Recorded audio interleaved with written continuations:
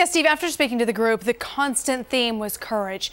Children and adults alike were impressed by the courage the people had in Selma 50 years ago, and they were inspired to find their own courage as they try to make the most of the sacrifices made during the civil rights movement.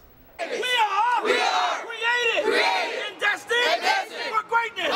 The group's leader, Bryant Pearson, hoping to bring to life the emotion and historic impact of Selma, with the boys and girls dressed in shirts symbolic of the civil rights era. Can you imagine taking the crest of that hill, going down that bridge, and what you see on the other side are dogs and police officers? The journey bridged the gap between textbook learning and reality. We read about all these different people, but you get to see what they went through and what they had to go through. To know where we have come from as a people and the things that the people went through in Selma to get over the bridge, and we're just walking on it just 50 years later. Parents say the 9-hour road trip and year of planning and fundraising was worth this life-changing history lesson. They're removed from it, and they just know by what they hear. So I was honored and thankful for Mr. Pearson.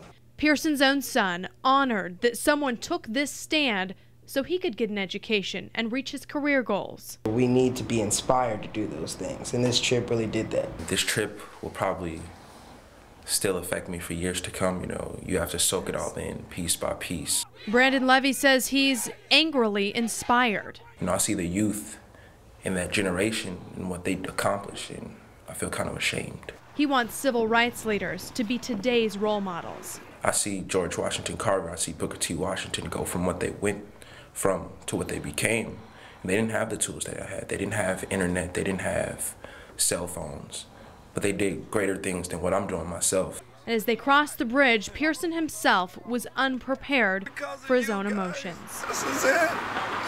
This is my heart. You held my heart. The closer I got to the bottom of the other side, I just began to weep, because I realized then that we actually came and accomplished what we tried to accomplish.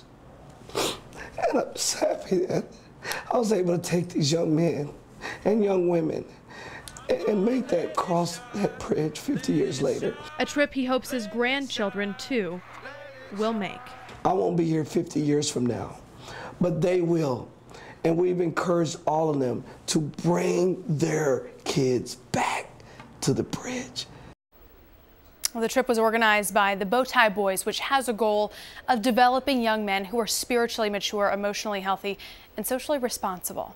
Your child can get involved too if you'd like. We posted more information on our website, which is fox4news.com. Clarice? That was impactful, Jenny. Thank you for sharing that.